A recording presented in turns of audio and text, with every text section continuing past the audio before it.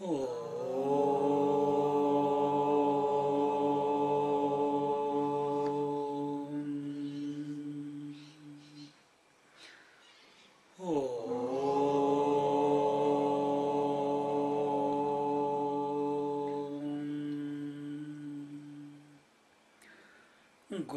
Brahma, Gurur Vishnu, Gurur Devo Maheshwara, Guru Sakshat Param Brahma, Tasmai Shri Gurave Namaha, Tasmai Shri Gurave Namaha, Tasmai Shri Gurave Namaha. We are in Pancadasi, chapter 12, verse number what? 16.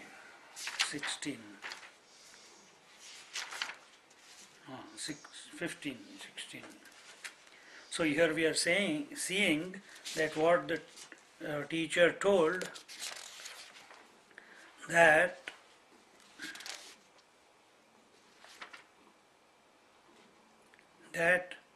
the wife is loved by her husband for his own sake, the wife loves the husband for her own sake, we have desires for our own sake, we worship for our own sake, not for God's sake.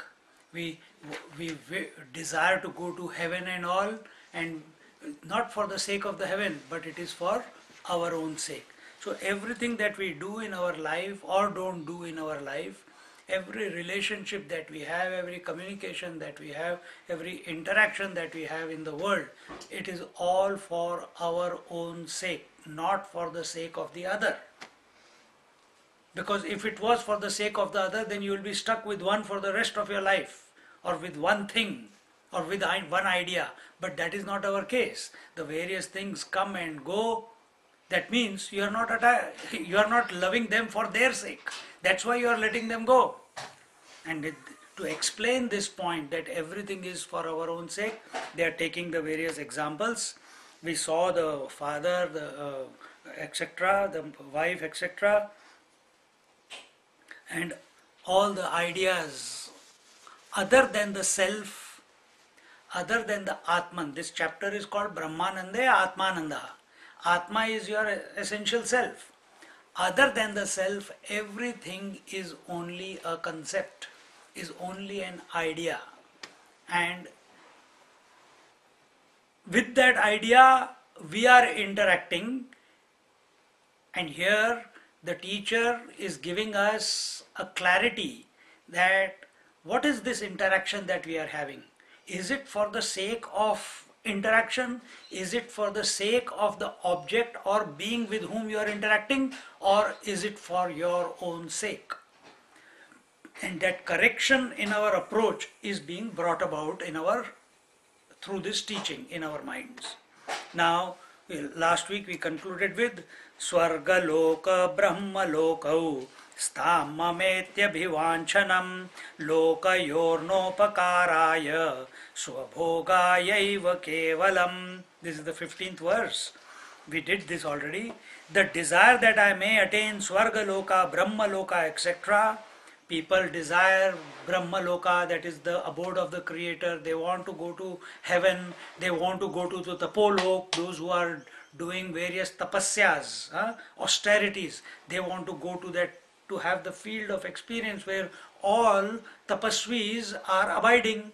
Some people want Siddha Lokas, some people want to go to the abode of the mains, and they have all these desires that, we hear many times people say, oh, I'm going to go and meet your mother, or I meet your father, or I'm going to go and meet my wife, or I'm going to go to my children. All these things people say. That means the desire to be with them is there. But they have not asked, do they want? Create trouble there also, they ran away from you. So why do you want to go there? Is it for their sake? No, I will be very happy. Who will be happy? I will be, isn't it? I am missing them. I am attached to them. So everything is for the sake of the I. So this is what is told here. Let me go to heaven, etc.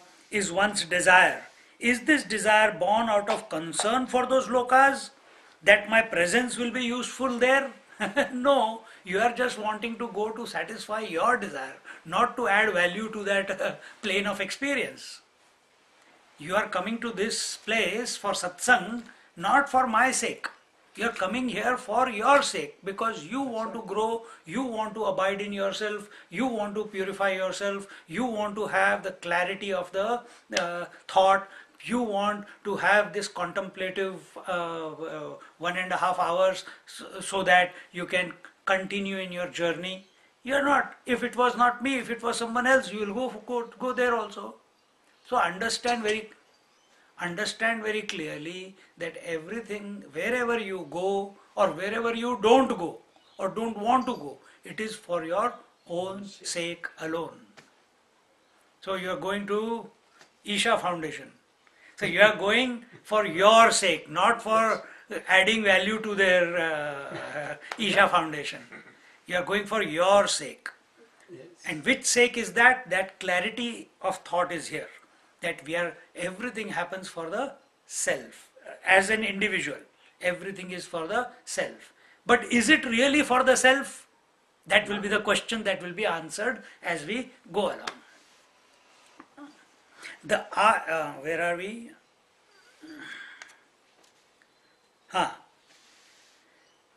It is for one's own enjoyment.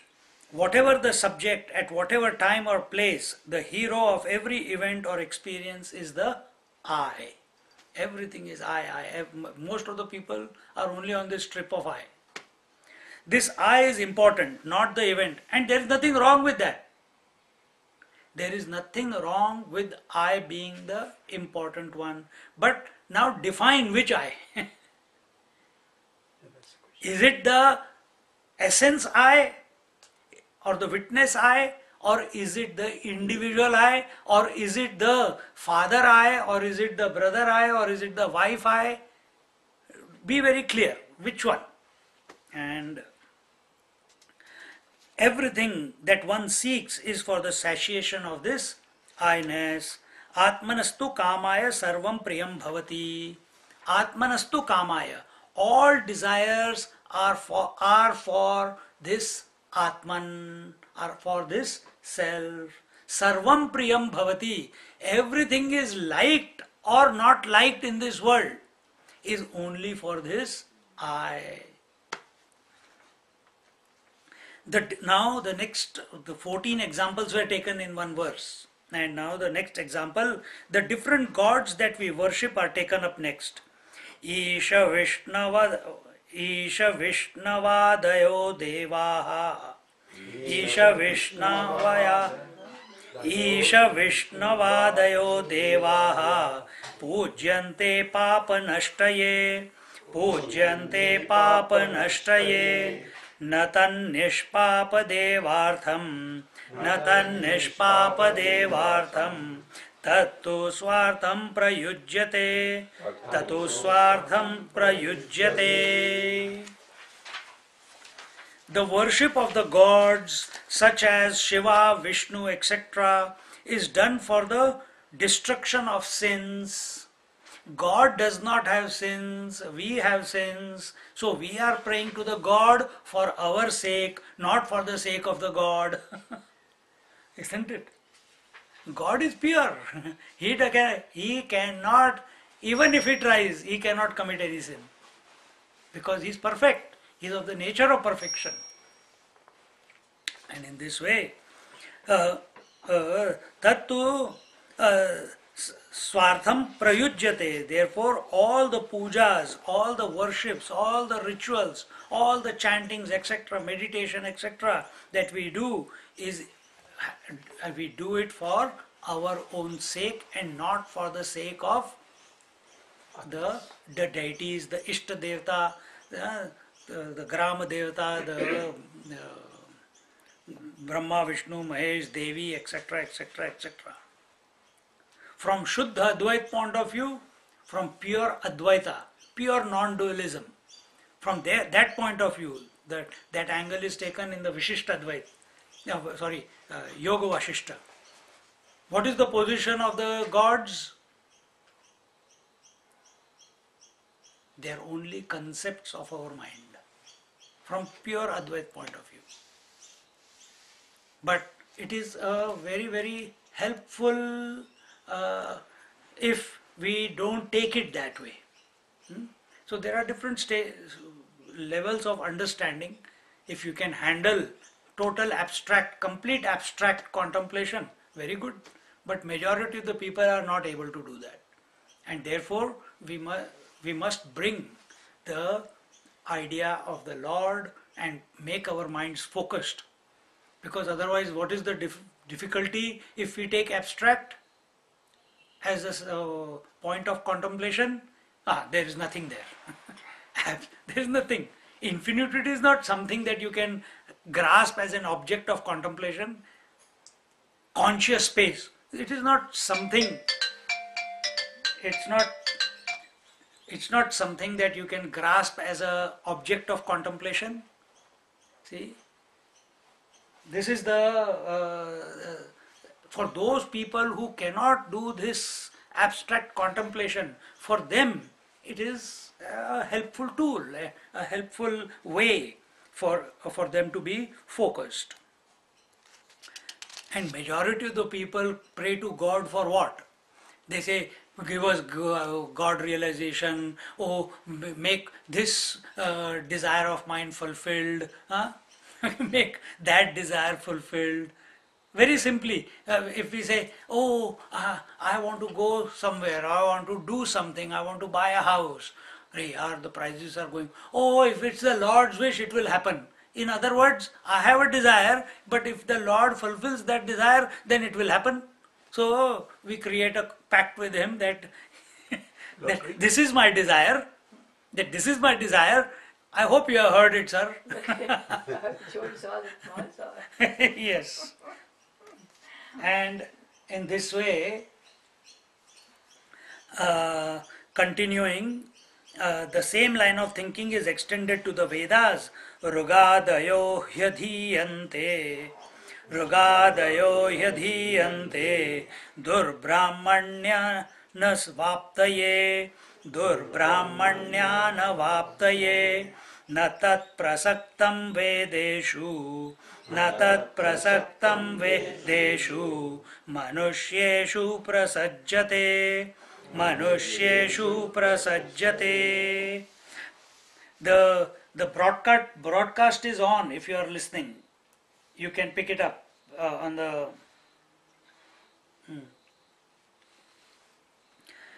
The study of Vedas such as Rug, Yajur, etc. is for the prevention of sins of omission. Sin doesn't pertain to the Vedas but to the man. Sin is for the man. Vedas are not studying themselves. Scriptures are not studying themselves. They are apaurishaya. They are. We study the scriptures for what?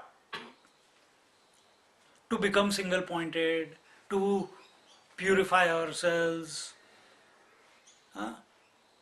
to get when we do the chanting, the vibrations are there. And by chanting and remembering and studying and contemplating the Vedas, what happens? Our mind does not get involved in unwanted fields of, isn't it? As a result, what happens if it doesn't get involved in other fields? No precipitation of impressions is there. Then what is the impression that is in your mind? Of the Vedas. What are the Vedas talking about? The truth. So, the only impression that remains in the mind is that of the truth. Eventually it will fructify. Eventually that thought will mature. Because mind is what you think, so you become. So if you are thinking about the truth through the Vedas, through the scriptures, through the Pancadasi that we are doing now, the mind will be saturated with that thought. since sin, what is a sin? What is a sin? Mr. Target. Huh? Mr. Target. No, what is a sin? Against Dharma. What is dharma? He said sin is that which is against righteousness. So I asked him, what is righteousness? What is dharma? It has got many different meanings, but what is dharma? The action that takes you to yourself is Dharma is not an action. A lower understanding of dharma will be action. The dharma of the sun is heat and light. The dharma of the water is its wetness. The dharma of sugar is to be sweet. What action will it do to become sweet? Dharma is the essence. That is the highest understanding. Okay? Dharma of the eyes is to see. They can never do anything else but see. Dharma of the ears is to hear. They cannot do anything else.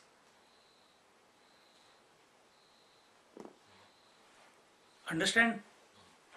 So there are many different meanings, but we must come to the, we must know what is the exact meaning, the highest meaning of the word dharma. It is the essence. And what is an essence? Essence is that without which a thing is not it. It is not that thing. So what is that? If you take out from water, water will not be water. The wetness. What is that? If you take out the from the sun will not be the sun. Heat and light. What is that? If that is taken out of you, you will not be you. The pure consciousness. The consciousness, isn't it? That is the true dharma of everything. So here, where are we?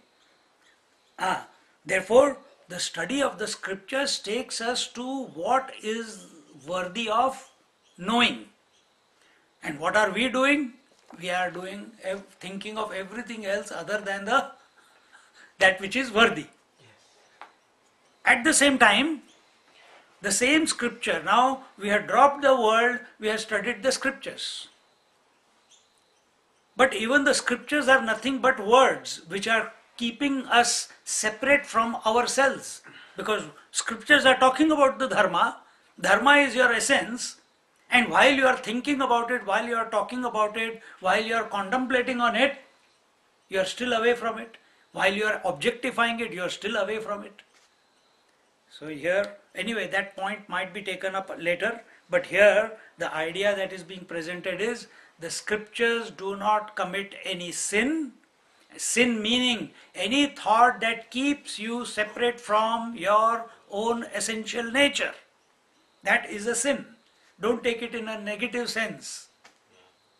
Any thought that keeps you away or separated from your essential nature is equal to sin.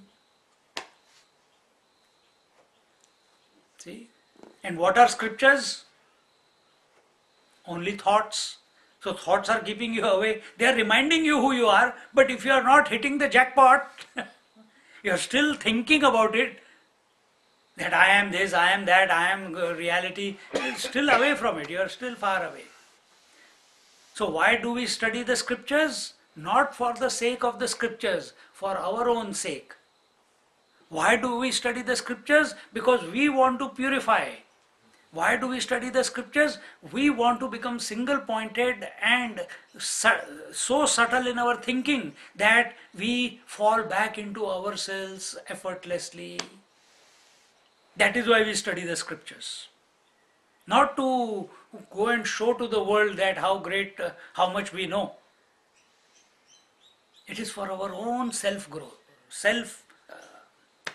understanding as initially as to who we essentially are. This vision is given only by the Vedas and not by anyone else or anything else. Therefore, he has to remove this deficiency in himself and to get out of the wrong line of inquiry. We study the scriptures. Remember, who is the student that is being addressed here? The Jigyasu Mudaha. Who is Jigyasu Mudaha? The one who is seeking but doesn't know how to catch it. That is the Jigyasu Muda. So when we sit on the seat of meditation, watch your thoughts. Where are they going? So to give clarity to his mind, hey student, Jigyasu Muda, because the student asked the teacher, you are a great guru, you are teacher should be compassionate, they should help the ignorant people, and therefore the teacher answering his question that teacher should be compassionate, he says there are two types of ignorant people. One is the ignorant person who's lost in the world. That for that fellow we can only instruct karma and upasana. That means he should do the action 100% and upasana, do exercises. Upasana is doing the puja, rituals, etc., doing japa, etc., to purify the mind. Then the other fellow is Jigyasu Muda, the other ignorant fellow is the one who is seeking, but he doesn't know how to, he doesn't have the clarity as to what he is seeking. And then these examples, 14 examples were given.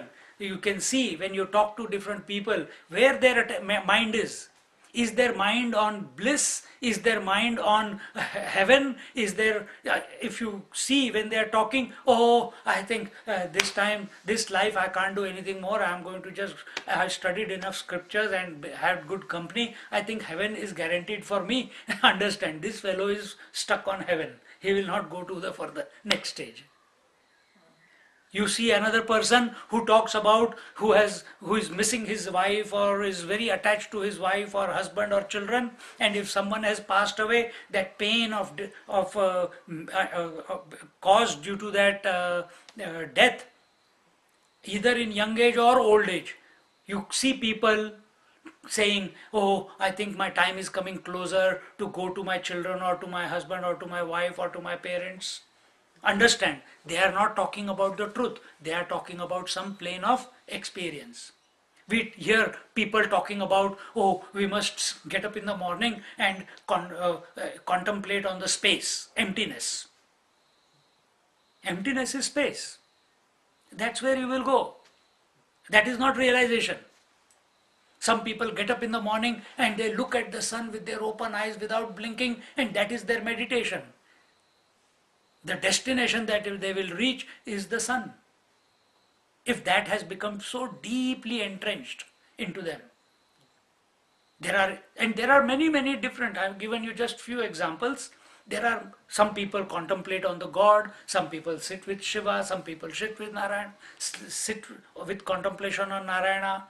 Some people take the name of the various lords. They will go to that abode. That is not equal to realization. See, so to correct the vision of this Jigyasu Mudaha, because the student asked, we must instruct the ignorant people. He says, this is the instruction. So it is not to tell someone else, oh, I studied this, I think you are going the wrong way. I think you are going the wrong way. It is to contemplate and see where we are going wrong. What is the basic fallback thought in our mind? Do we want to go to heaven, or do we want to go to hell? Or nobody wants to go to hell anyway. But do we want to go to other fields of experience?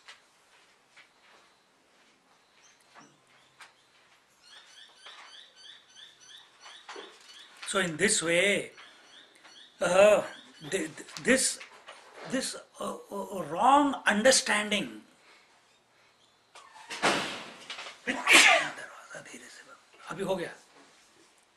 this wrong line of inquiry, as Swamiji says, or this wrong approach, this wrong conclusion that what is life about,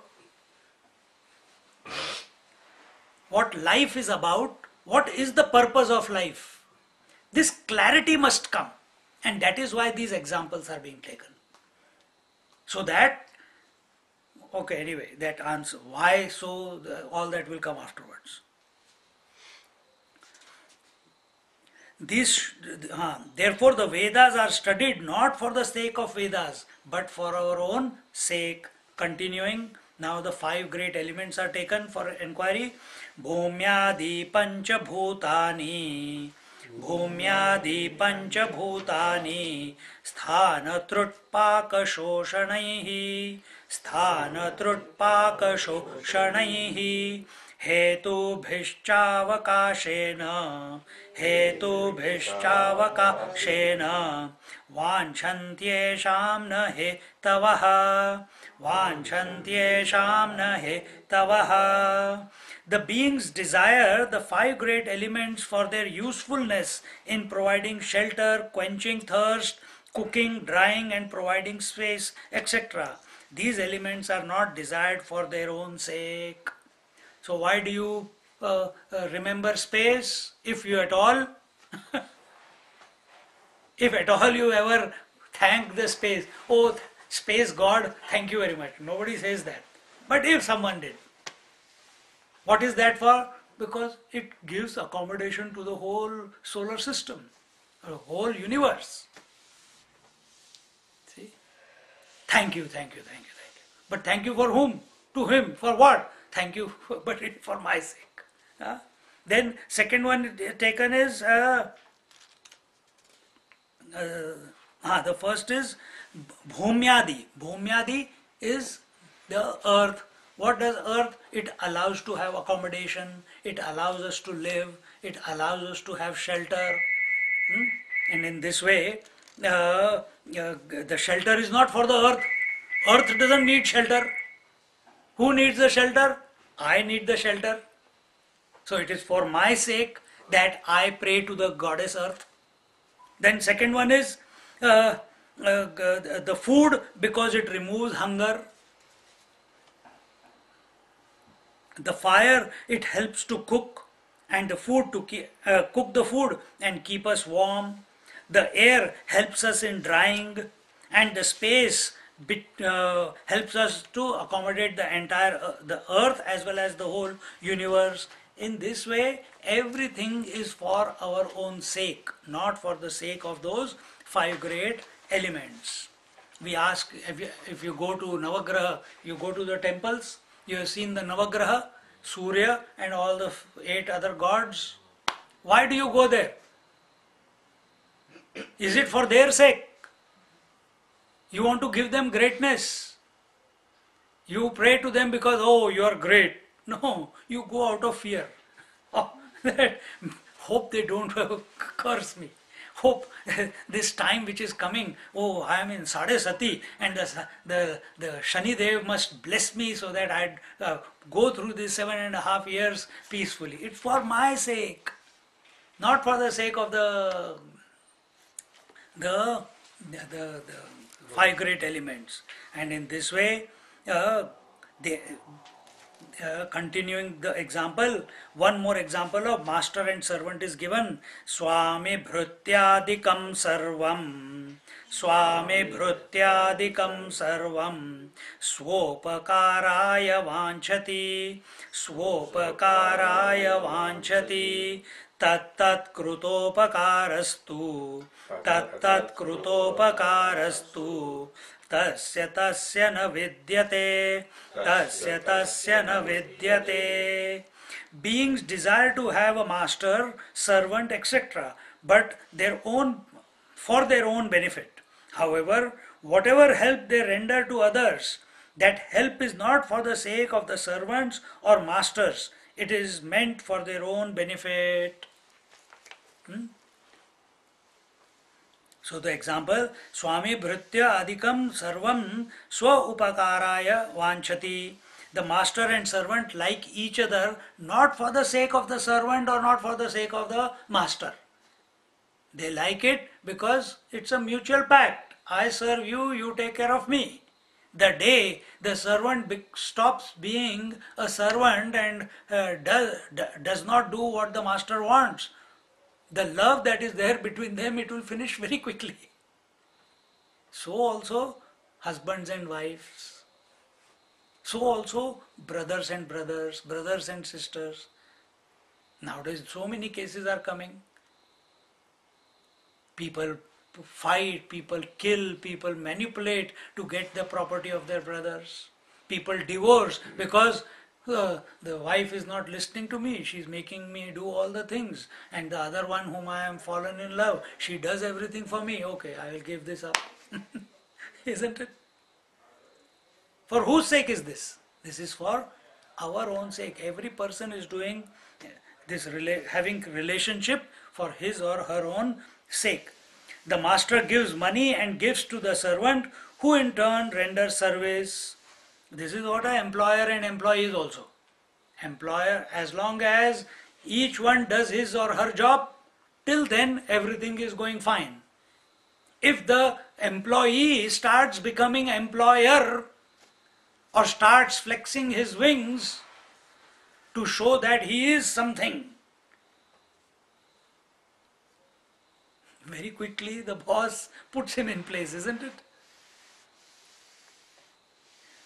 In this way, the master and servant are beneficial to each other and therefore like each other so long as there is mutual dependence lasts. If that mutual dependence is not there, if you cannot satisfy the other person's fears, don't flex your muscles. You will be in trouble. These 12 examples take us. So what were the examples? The examples where there are husband and wife, children, the various fields of experience, various lokas, then the space, air, fire, water, earth, then there was master and teacher, master and servant, and also one example before of the various gods. All these examples are not for the sake of them. We interact with all these for our own sake. This is the conclusion of all the examples. Why are so many examples given? This is explained now. See the beauty and the subtlety of the teacher who is writing, who has composed these verses, is Vidyaranya Swami. It is out of his own contemplation. These are not from, he has quoted various scriptures, but the whole scheme of thought that is unfolding here in the 15 chapters of Pancadasi is his explanation to himself, to make it absolutely crystal clear in his inquiry. Why are so many examples given? Naturally this question will come. If it has not come, start thinking. Sarvavyavahrutishvevam anusandhatu midrusham udaharana bahulyam tena swam vasayenmatim. The aforesaid methods of contemplation should be applied to all dealings in one's life. This is the reason that it is given. Not to bore you. So don't stop at those 15. Continue. Because every moment, one moment it is the cat, another moment it is the camera, another moment it is this person, that person, this person, then the phone call, then the heat, then the fan is put on, then it is the cold. Then close that door, close the door softly, close the door, the other door also. Everything is not for the, closing the door is not for the sake of the door. It is for my sake. For one's own sake, not my sake also, for one's own sake. Put the heater on for one's own sake. Put the cooler on for one's own sake. Every interaction, the world is continuously coming to us, every moment of our existence. How do you interact with that world? If you keep this thought in mind that everything that is happening in this world is not for the sake of the world, it is for one's own sake. I am loyal to a company. It is not for the sake of the company. It is for my own sake. I am creative when I work. It is not for the sake of the company. It is for my own sake. Everything is for my own sake. Or one's own sake, we should say. In this way, in all types of undertakings and worldly transactions that are prompted by our desires, one is able to constantly inquire along the line indicated in each of the above examples. Now understand, we have given examples of the outside world, but when it came to Vedas, I took you inside also. So every desire that is coming, every desire that you want to fulfill is not for the sake of the desire. It is for one's own sake. See, people leave families to go to ashram. But before, few years before they decided to go to ashram, family was everything for them, isn't it? Family was everything to them for what? For their sake. No, for my sake. Now I am ready to renounce them and go to ashram. For whose sake? For the sake of the ashram? Or for one's own sake? For one's own sake. Think. Everything that is done in the life is for one's own sake. Recognize this. Breathing is for one's own sake. Speaking is for one's own sake. All the actions are for one's own sake. All the desires for one's own sake. All the interactions in the outside world for one's own sake. You want to sleep at night for your own sake. Not for the sake of the sleep. Sleep is inert. But why so many examples have been given to say the same thing? Many types of examples are given to suit different temperaments, levels of evolution, and types of experiences of individuals. What appeals to one may not appeal the same to other person. What drives home the point in one case may be unsuitable to another and make no impact. For example is, a small child is there and you tell him, Beta, 2 plus 2 is equal to 4. 2 plus 2 is equal to 4. 2 plus 2 is equal to 4. And then the teacher asks the children, now you repeat afterwards, 2 ones are 2 plus 1 is equal to 3. 2 plus 2 is equal to, no, not forget the first one. 2 plus 2 is equal to 4. For some time they repeat, afterwards they forget.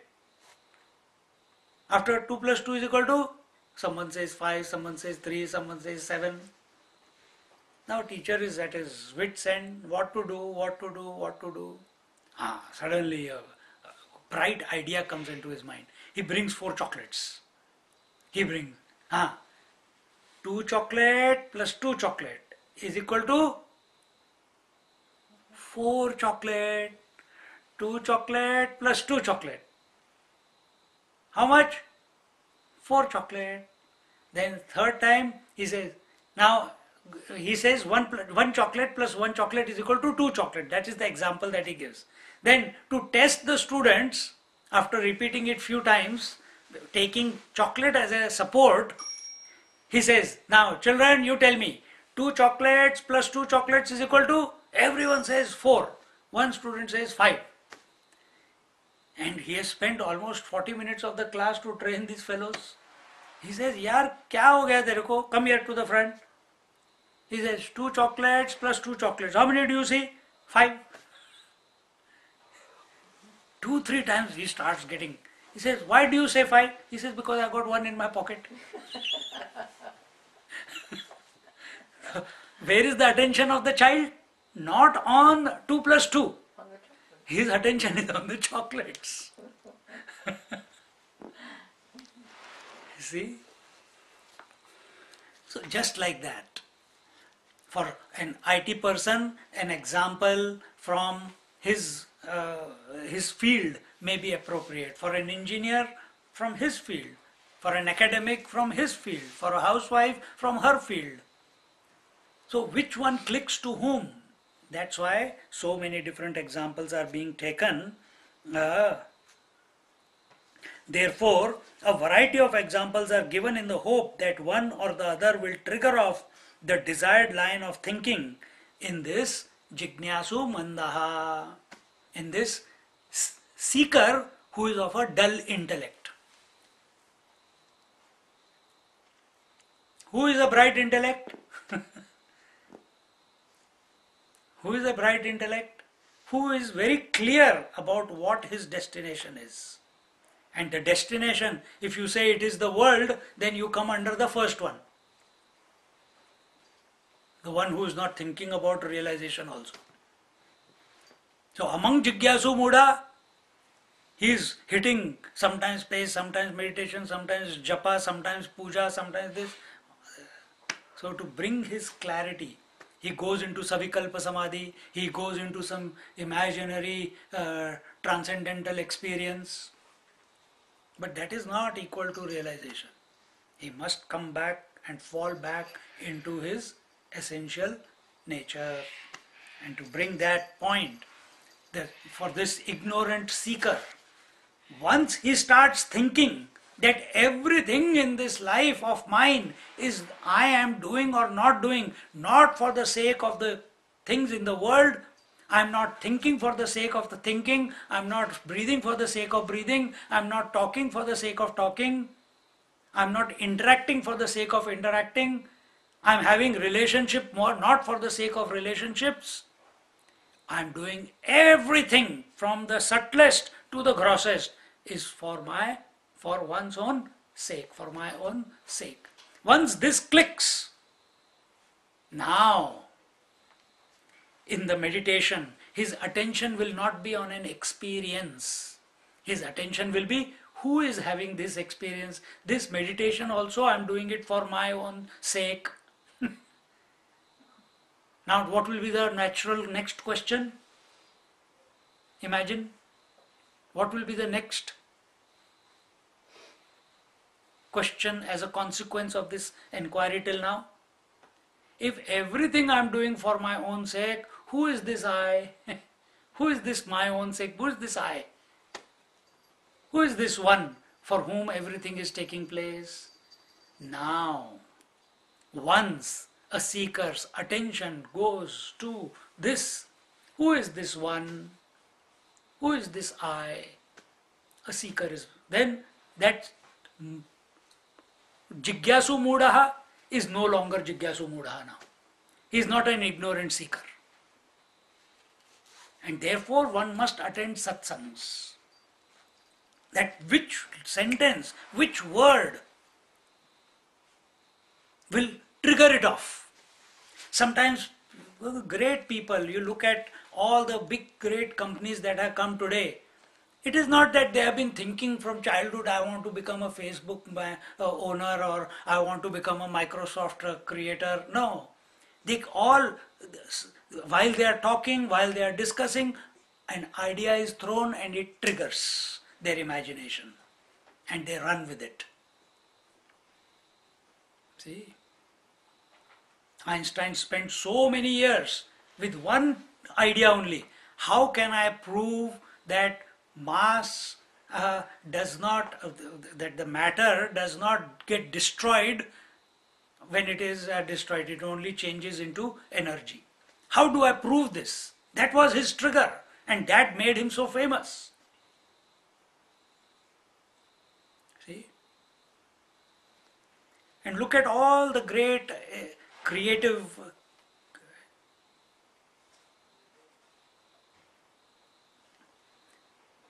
open it for her if she wants to go out. Look at all the great founders of various companies today. So many companies are coming up. It's all in university. the idea came and it clicked. And they didn't continue to pursue the studies. They finished their studies because the idea grabbed their imagination. The idea grabbed their imagination. When this ignorant seeker, Jigyasu Mudaha, who didn't know what he was searching for, he didn't have the clarity. He knows, I want to sit in meditation. But for what purpose? To have bliss? To come out of meditation and say, oh, it was wonderful? Or was it to merge into himself, as himself? See? So here,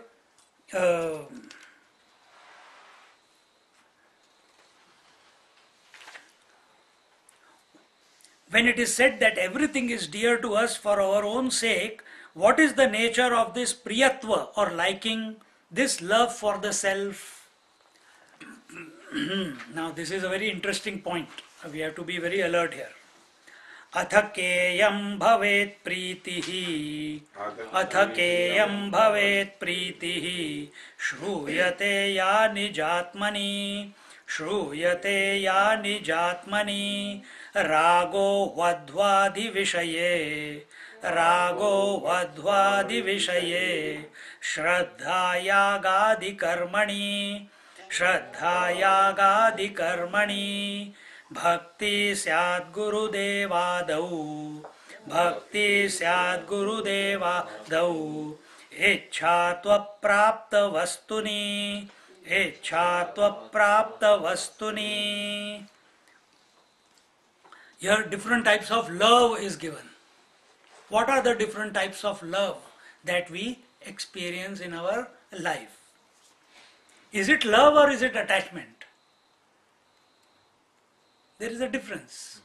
And if we say, I love my wife, that liking your life, that loving your life, that loving your car, that loving your freedom, that loving your God, that loving your whatever, meditation, what is this love?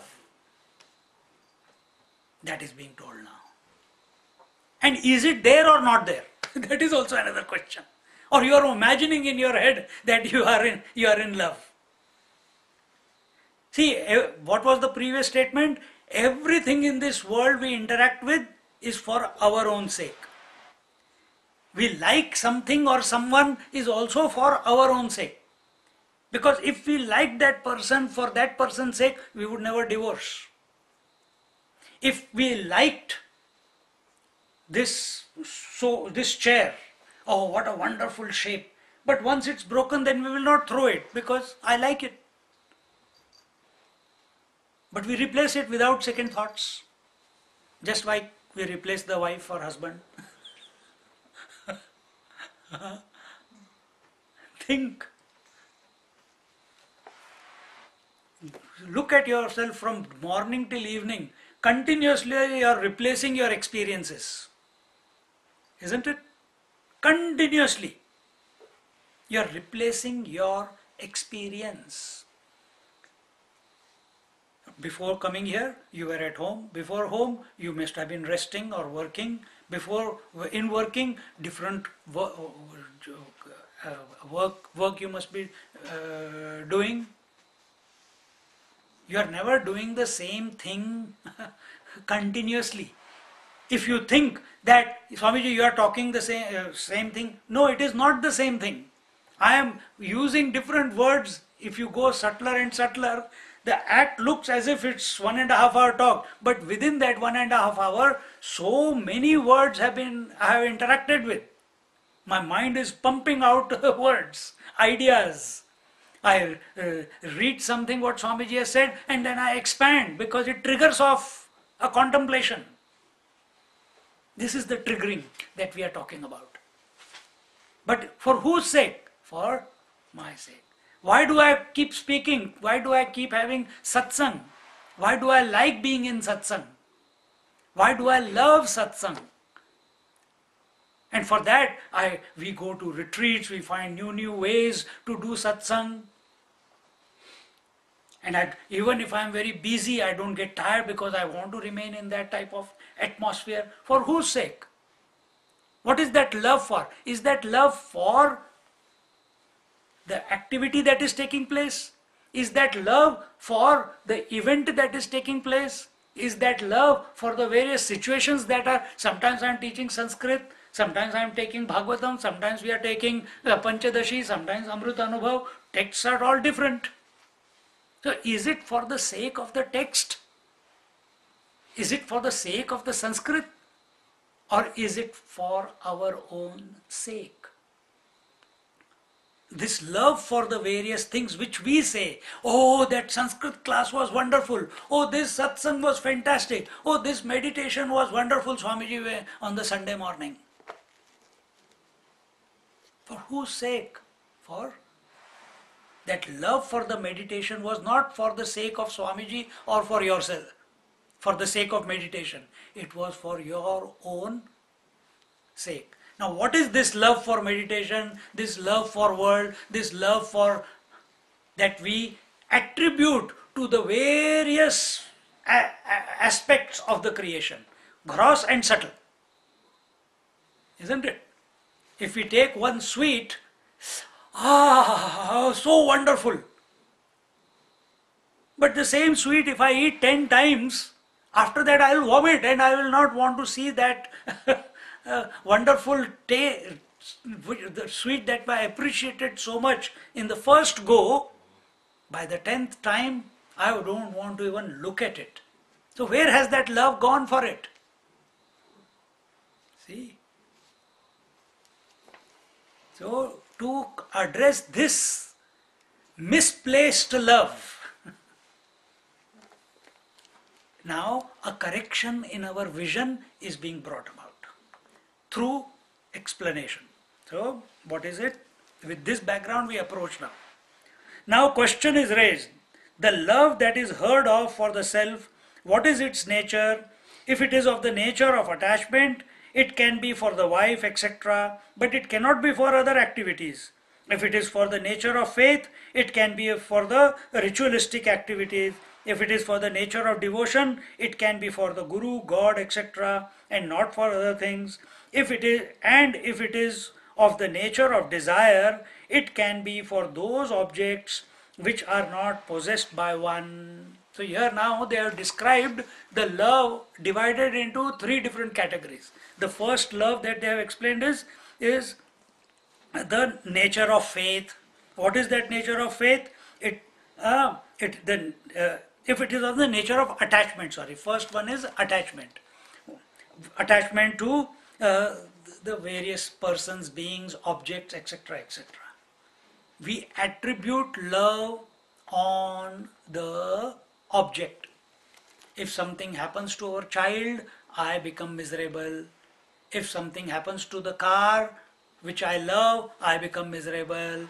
If I love the clothes, the special dress that I have, and by mistake someone puts the iron and forgets to pick it up, then I become miserable because I had misplaced love on that dress, because I was attached to those things, and it brings me misery. See? So the first category is the love is of the nature of attachment. And attachment always leads to miserable existence. Read chapter 2. Chapter 2, the verse says, anything that you get attached to, you desire. Anything you desire, it has got only 2 options. Either you can achieve, your desire will be fulfilled. If it is fulfilled, it will lead to greed. You want more and more of it. If it doesn't get fulfilled, frustration. And frustration leads to anger. Anger leads to delusion, because when you are angry, you don't know what you are saying or not saying. It's too late afterwards to repent for the acts that you have done in the fit of anger. Anger leads to delusion. Delusion leads to loss of memory. What is this loss of memory? This loss of memory is even though you have been angry before, but you still continue to be angry. You don't remember it when you are angry. See? And the loss of memory, first anger leads to delusion leads to loss of memory leads to lack of discrimination. So, Swamiji, what is delusion there? Delusion is becoming ignorant. Mind goes, it just, it's as if sucked into something, into that emotion. You don't know, you're overpowered by some emotion. Let it be anger, let it be greed, let it be lust, let it be envy. See? So, when memory is lost, so even though you have studied all this, still we get angry. Isn't it? Even though we have heard. So why is it happening? Because lack of discrimination. What is discrimination? What is discrimination? To differentiate between the real and unreal, between the self and the not self, between the truth and the untruth. That is true discrimination. So we forget and we get attached, and as a result of attachment is only leads to lack of discrimination. And a person who lives at the level of no discrimination, he is the most miserable person. Eventually depression and suicide. Suicide is the worst case scenario. Stress. First is stress. Then aches here, aches there, disease here, disease there. It may be genetic also, but if your mind is disturbed, it leads to depression. And those who cannot handle depression, where they have a complete identity crisis as to who they are, because they have put all their eggs in the basket of the world. And the world becomes a big load, a big challenge to handle. Suicide. Attachment. Love, first one is love of the nature of attachment. And whenever, another point you see, when I am attached to my wife, that time the love for children is not there. But if the child comes, then the love for the wife goes away and the love for the child starts expressing. Early in the morning, wife says, no darling, don't go. Or husband says to the wife, darling, don't go. One day you take day off, stay at home, let's have some fun. But love for the work makes her leave her husband, leave her children. So that is not love. That love, which we call as love, is actually attachment. So, in our mind, we must be clear. Is this love or is this attachment? Attachment is that. Love can be only... Anyway, that point will come afterwards. First, let's define. Then the second one is, it is of the love is of the nature of faith. And faith, it can be for the ritualistic activities, etc. So, I have faith. What are the 4 faiths that we practice in our life? Faith in the scriptures, faith in the God, faith in the teacher, and faith in our own ability. And all these various faiths are still for something other than us. The ability is also some expression that is coming out of us, isn't it? Ability is not me. The ability that I can see, but tomorrow I become blind, I am still alive. I still continue loving myself. But there are people that one limb is cut, one eye is gone, one disease comes, and they lose the plot of life, isn't it?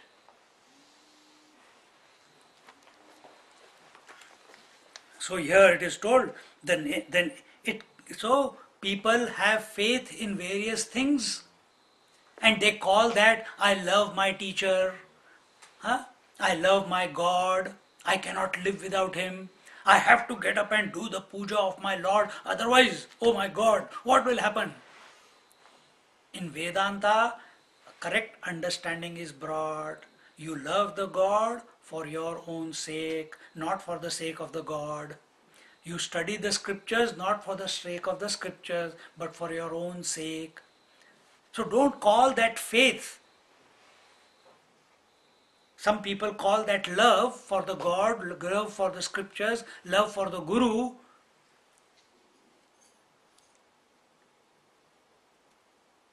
They say that, isn't it? I cannot live without I cannot imagine my life without my Guru. I cannot imagine my life without my morning to evening rituals. I cannot imagine my life without satsang. Isn't it? Understand, all these are for your own sake, not for their sake. It is just faith that you have, and faith is a capacity of your mind and intellect. So faith, is it an attachment? Is what you're I saying? Faith is an attachment. No, we are not saying it is attachment. We are told attachment, but everything, every love for something other than your own essential nature will only bring misery to you. Attachment to your relatives or children or wife or job or car, etc. If someone takes away, it will bring misery to you. If you have faith in the scriptures and someone burns the scriptures or takes away your precious books, it will bring misery to you. If you have so much faith in your Guru Maharaj and that Guru Maharaj takes samadhi, you become miserable, isn't it? If you have so much faith in your God and that statue, someone by mistake hits a football or a cricket ball sixer and it comes and hits the Lord and the statue breaks, who becomes miserable? Not the statue. You become miserable. And that's a matter of faith. That's why you became miserable. But we sometimes, I loved that statue so much, I love that God so much that I want to go to Vaikuntha. Why do you want to go to Vaikuntha? For your own sake. God doesn't want you. You are imposing yourself on Him. But we call it as love, but understand that all these rituals and studies and contemplations and your relationship with the Guru and all that is a matter of faith. Third one now, the love is of the nature of devotion. Okay, here it is, devotion is for the, I have put it into faith, they have taken it as, it's more or one and the same thing, not very different. It can be for the Guru, gods, etc. and not for other things. See, when we are devoted to, here also so many people are there. Some people are devotee of one particular god, they will not go to the other gods. Some devotees are devotees of Baba, Shirdi Baba, they will not go to any other temple. Why? This is my God and this is my Guru also. Some people who are followers of Shiva, they will not go to Vaishnava temples. Those who are followers of Vaishnavas, they will not go to Shiva temples. What is this? It's a matter of faith, isn't it? If one Ravana comes here and starts ruling this country and says, you have to stop praying all the gods and all the gurus. Now I am your God and I am your Guru. It has happened before in time. What will be your situation? It's a matter of faith. We call it love for our Guru, we call it love for our God, but it is a matter of devotion for us. And devotion also, you see in your life from childhood till today, how many times, how many different things you have been devoted to? Come to a non-emotional conclusion. Look at it from, scan your life from childhood till now and see where you are attached, what you have faith in, whom you have been devoted to. It has changed. In everyone's life it has changed. And last but not the least, the nature, love is expresses as the nature of desire. And what is that? Desire for what we don't have in life, what we have, what we already don't possess. I watch when you are going out. I would love to have that dress. I love to have those boots. I love to have that car. Huh? I think it's time to change the car. I think it's time to do this. I think I must do this, And we say, oh, it is the right thing, it is for this reason or for that reason. We'll give so many different reasons. Actually, it is for our own sake. We want to justify, that's all. And in this way, the love expresses in 4 different ways. First one was as attachment, second was as faith, third was as devotion, and fourth was as desire. And in this way, now the question is, again, now let's see Swamiji's commentary. Now the question is, what is that love for oneself about which we are all the time hearing? What is its nature?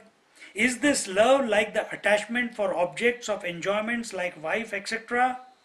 Shraddha yagadi karmani. Is it like the faith and belief required to conduct pujas, yagas, etc.? So here it is taking from a passive point of view. He is saying, is this love like the first one? Is it like attachment to the wife, etc.? Is it like faith for doing rituals, etc.? Is it like devotion towards your guru and gods, etc.? Or is it like like yearning for the objects that you don't have? Is this the type of love? So it's like a question that he has put. Into which of these 4 categories does the love for the self fall? The teacher is asking. Into which category the love for the self fall? Is the love for the self an attachment to the self? Is the love for the self a matter of faith? Is the love for the self a matter of devotion? Or is the love for the self a matter of desire? Because remember, what was the previous verses? We do everything for one's own sake. So what is this love? Is this love a matter, is of the nature of attachment? Is it of the nature of faith? Is it of the nature of devotion? Or is it of the nature of desire for the self? Which one would you put it into? As a seeker, we are all desiring to realize, isn't it? Isn't it? But the moment our teacher comes or our God comes, immediately that love for the self gets translated as devotion towards the Guru or the God, isn't it? So which of these categories, does the love for the self, because we do everything for our own self, is this love for the self falling in any of these 4 categories, sir? In this way, the teacher is trying to analyze the nature of love for the self, layer by layer, systematically. So all the types of love that are commonly expressed, from the sublime to the ridiculous, are being mentioned here. Now the teacher responds to the question posed above. Tarhyastu satviki vruttihi. Tarhyastu satviki vruttihi. Sukhamatra nuvartini. Prapte nashtepi sadbhavad. Prapte nashtepi sadbhavad. Ichchato vyatirichyate. To vyatirichyate.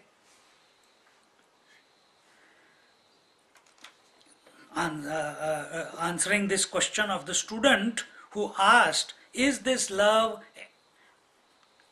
for the self falling in any of these four categories of attachment, of faith, of devotion, or of desire? Answering that question, the teacher says, in that case, that is, if the love for the self cannot be of the nature of desire, etc., it is the sattvic thought alone that objectifies bliss.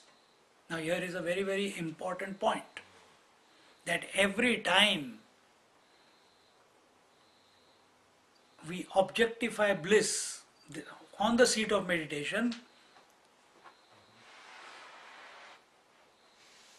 it is the sattva.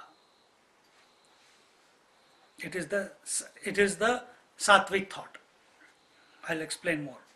The nature of the sattvic thoughts is to objectify bliss alone. Very important. Doing rituals, washing feet of the teacher, going to temples, lighting lamp, studying the scriptures. Hoy. Is not a sattvic thoughts, that is rajasic, because it entails activity.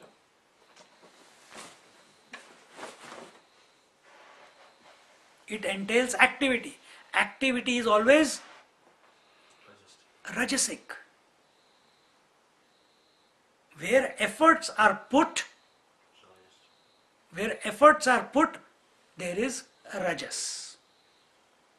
Rajas means dynamism. Rajas means movement. Rajas means efforts. Rajas means actions. Tamas means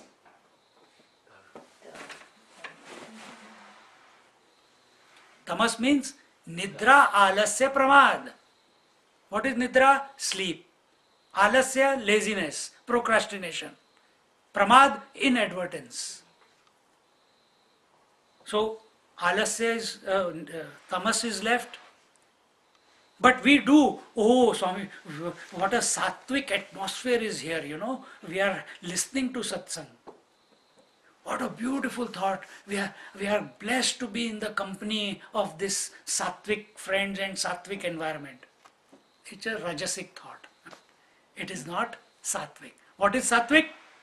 When your attention is on the bliss alone, to the exclusion of everything else.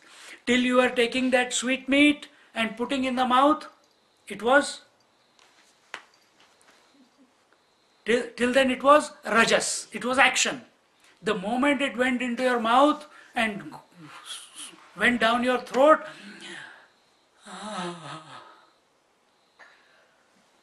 where was your attention? On the bliss. So your attention was on the bliss when you picked up the sweet meat. So bliss, sattva was mixed with rajas. It came to your mouth. It entered your mouth. Biting also is an action. That also happened. After that few moments, there was absolute silence and there was only enjoyment. The eyes closed.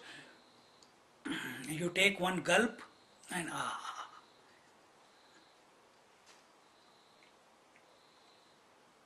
you are conscious of it. You are in the sattvic mode. Because there are no thoughts, there is no thinking taking place when you are in the bliss.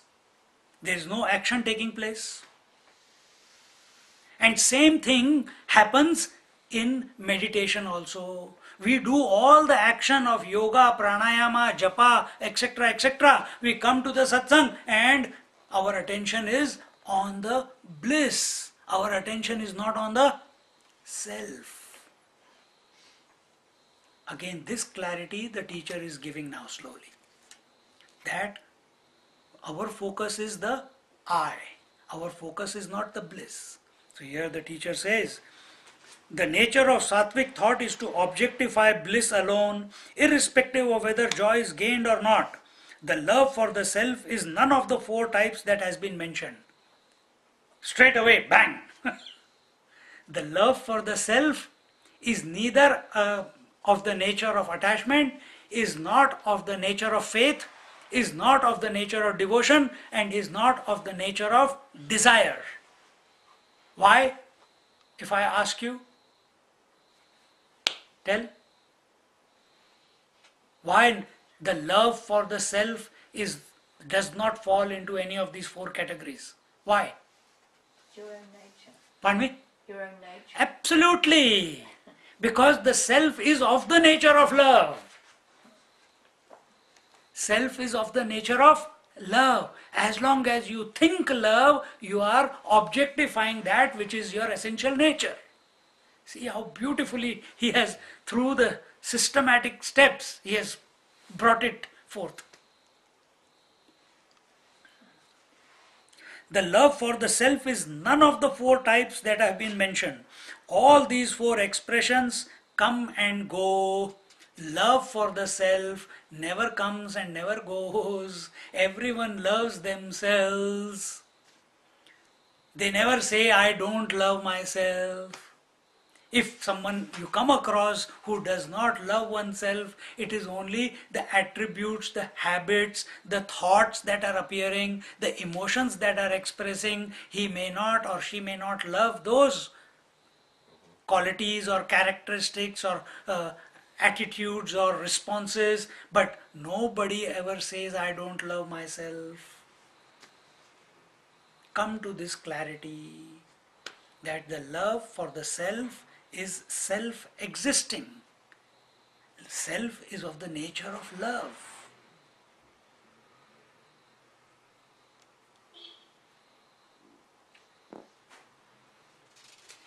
Every love, take attachment, take faith, take devotion, take desire, all of these come and go, come and go. We are talking not in a general sense, moment to moment. If you are loving the God, you are not loving the Guru. If you are loving the Guru, you are not loving the God. If you are attached to the wife, you are not attached to the children. If you are attached to the children, you are not attached to the wife. At any given moment. If I am here, my attention is on her, my attention is not on you. If my attention is you, my attention is not on the others. See? So in this way, sadbhavat ichchatah vyatirichyate. The love for the self is ever present, irrespective of the presence or absence of the desired objects. And those objects can be wife, husband, children, scriptures, rituals, God, Guru, and things that we don't possess, whether they are there or not there. But nobody ever stops loving themselves. Even a person who commits suicide, he is committing it for his own sake, because he doesn't want to go through the misery anymore. It is for his own sake.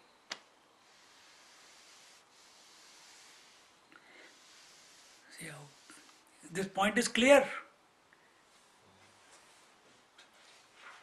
First it was told, again recapping, it was told, oh teacher, why don't you remove the ignorance of the people? First of all, spirituality is very subjective. But the student, out of concern, he says, but it is your responsibility to remove the ignorance of ignorant people. Then answering that student, the teacher said there are two types of ignorant people. First category are those who are attached to the world and think that world is the source of their fulfillment. For such people, the instruction is do karma and do upasana. For the second type of ignorant people are those who are seeking the self, those who are seeking self-realization, but they don't have the clarity of the mind because their intellect is dull. They have not been able to come to the right conclusions by the vast array of scriptures, etc., etc. For them, the instruction is that go to a teacher, study the scriptures and get through a teacher. And what is the instruction that the teacher gives him? He brings that seeker, the jigyasu mudaha, whose mind is quiet, who is sitting in meditation, who is not attached to the world, sometimes attached, but most of the times he is withdrawing. You see a lot of such people who are doing yoga, who are doing pranayama, who are doing a bit of japa. They can withdraw for those times, but rest of the time they are fully involved in the world. But then when something, oh, but I want to go back to my meditation. I want to go back to my meditation. But what to do in meditation, they are not clear. What is the bullseye in meditation? That is not clear. Such people are the ignorant seekers. So to such people, the teacher instructs, Tattvamasi Mahavakya, you are that. What is that? You are that infinite. Who are you? The individual.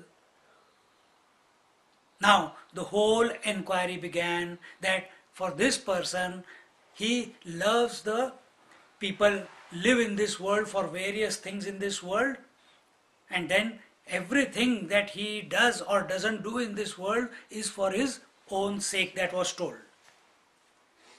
But the common man or ignorant man, he says that I do it for the love of the world. So most of the social workers are like that. Most of the devotees are like that, for the sake, oh, I am the devotee of the God, So that is, again, it is misplaced love. If we say we love the world, if we say we love the husband, wife, if we say we love the children, we love the guru or God or rituals or various desires, we are misplacing our love, we are not clear. Because if it was the love for those particular objects or beings, then it should be permanently there. But we keep moving from object to object, being to being.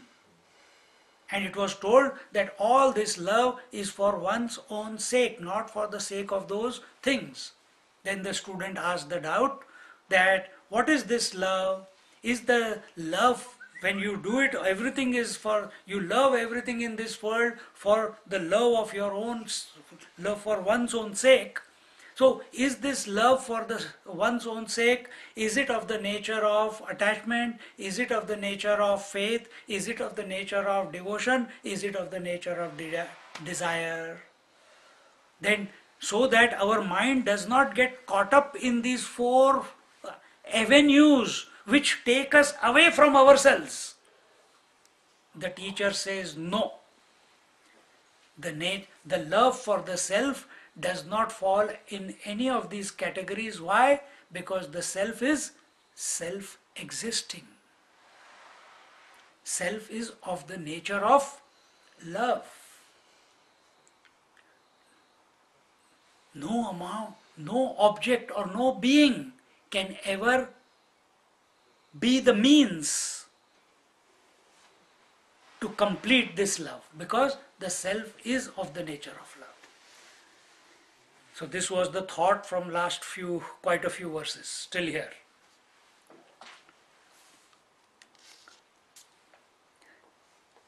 Now, so here, is this the kind of, for type of the priti or love for the self or atma is? Is it of the nature of love for the means of joy? This thought is continued further. Again, very interesting contemplation. Sukha sadhana topadhehe. Sukha sadhana topadhehe. Annapanadaya priyaha. Annapanadaya kripriyaha. If one argues that food, drinks, etc. are dear to us as the means of happiness and not for their own sake, then is this the nature of love for the self? Now another doubt the teacher student raises.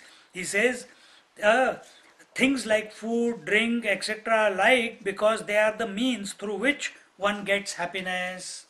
I have already answered this question, but let's see. Similarly, is Atma also means through which we get happiness? And this is where we people make mistake and we go to sleep on the seat of meditation. Because the desire for knowing the self is so intense that we forget that I am not the desire. The mind has the desire. I am the one who's observing that the mind has this desire. Instead, I become the desirer. And if I am desiring the self and then thinking that by becoming one with the self, by becoming one with myself, I will have the infinite bliss. What have I done in the process? I have objectified the self. I have objectified the bliss, which is of the nature of self. And this correction needs to be brought about. Remember this when you are for 2 months. Very, very important point. Not just for you, for all of us. He is going away for 2 months. So I am saying his name. But it is very important for all of us when we are sitting in meditation. Do not keep seeking. A point must come that seeking must lead. Seeking means still efforts are being put. But that seeking must lead to silence. Silence can express in 2 areas, where one in sleep and one in samadhi. 99% fall into sleep. We have to be very, very alert, very, very alert, not to fall into sleep. And for that, this information is very important. That we don't objectify the bliss. So here the teacher is saying, Atma is not a means. Is Atma also a means through which we get happiness like any other object? The student is asking the teacher. Why this question is coming? Because he thinks Atma is an object to be gained. He is asking, is it an object to be gained?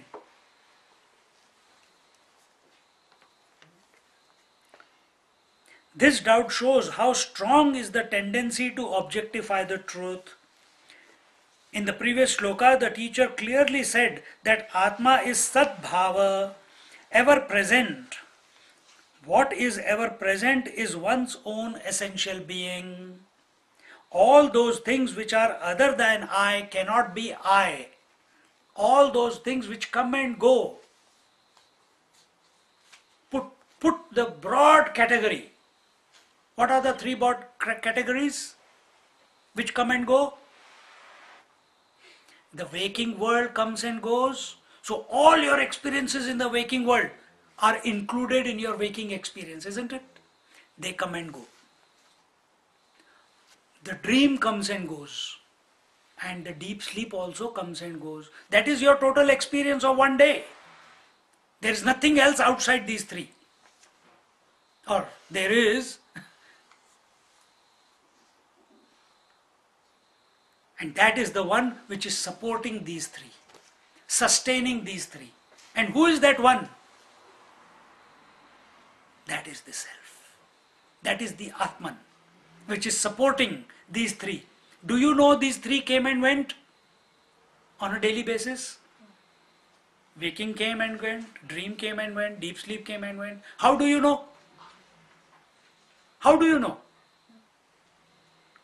You must have been someone else other than these 3 to know that these 3 are coming and going.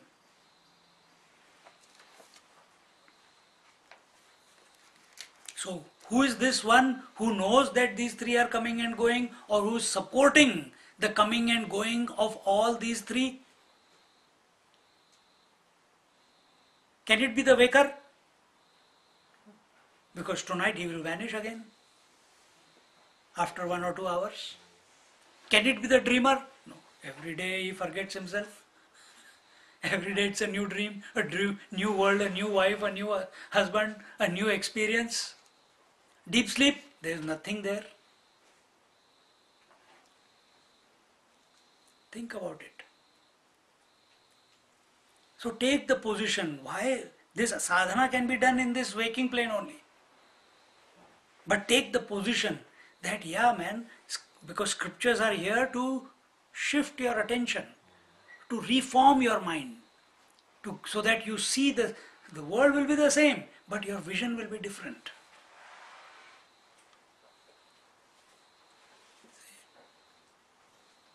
Take that position. I am the one in whose presence every day the waking, dream and deep sleep come and go. It's a continuous march on a daily basis. I am the one who's supporting, who has supported and who will support all the wakers and all the dreamers and all the deep sleepers along with their respective worlds. That is, I understand this technically, but it has not become my experience. As long as you remain a waker, this experience will not, this direct experience will not happen. You have to keep thinking of the higher vision. Keep thinking of that, keep thinking of that, keep thinking of that. It will reveal itself. Any idea, any scientific discovery, it's because of something triggers in the mind of that scientist, and he pursues it, he persists, and he doesn't come to any conclusions. He doesn't come to any conclusion. He allows it to unfold, to evolve.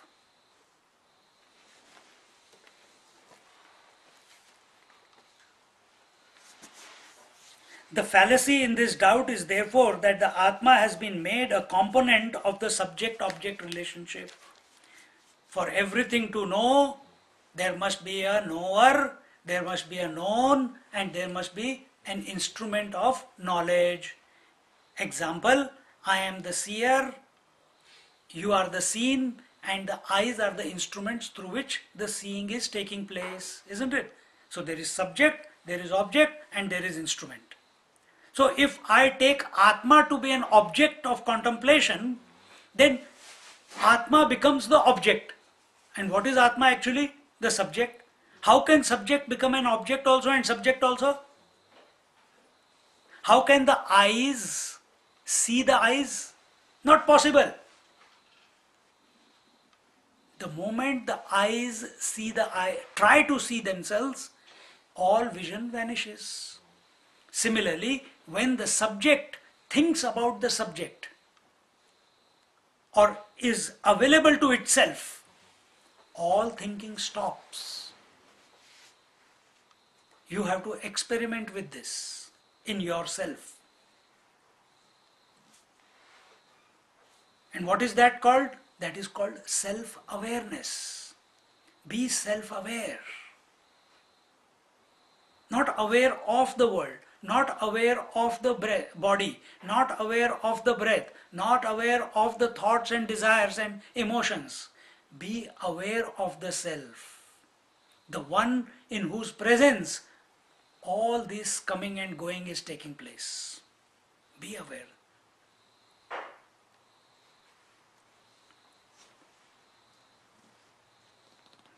I am answering the question. This is the question of the student. I am already answering it. But we'll look at this answer of the student in our next class. We'll read this verse. Atmanukulyad annadi Atmanukulyad annadi Samascedamunatrakah Samascedamunatrakah Anukulayitavya syat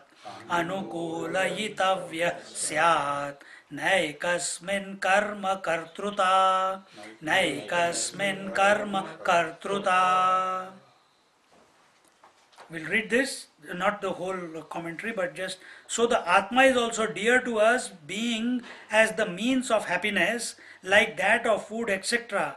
If this is argued, the answer is, in this world, by this Atma who is considered as the means of happiness, who is to be pleased? That is none, because in the one and the same Atma, the subjectiveness or doership and the objectiveness of means of happiness cannot exist simultaneously. The Atma is independent of subject-object relationship. How do I explain this many times? I am, therefore thinking happens, and not the other way around. I think, therefore I am. That second statement is a false one. Atma is independent of thinking, is in spite of thinking. And for thinking, for a thought to appear, three components are required: subject, object, and instrument of knowledge. So even though the thoughts are coming, you still are. Do you know you are thinking? Yes. Who is this fellow who knows that thoughts are coming and going? Be that. Don't search for it. Be that. If we keep searching for it, again we are trying to objectify it. And the self cannot be objectified. It is the substratum. It is the foundation. So we'll look into this verse in more detail in our next class. Om Purnamada Purnamidam Purnahat Purnamudachyate Purnasya Purnamadaya Purnameva Vashishyate. Om Shanti Shanti Shanti. Harihi Om Shri Gurubhyo Namaha. Harihi Om.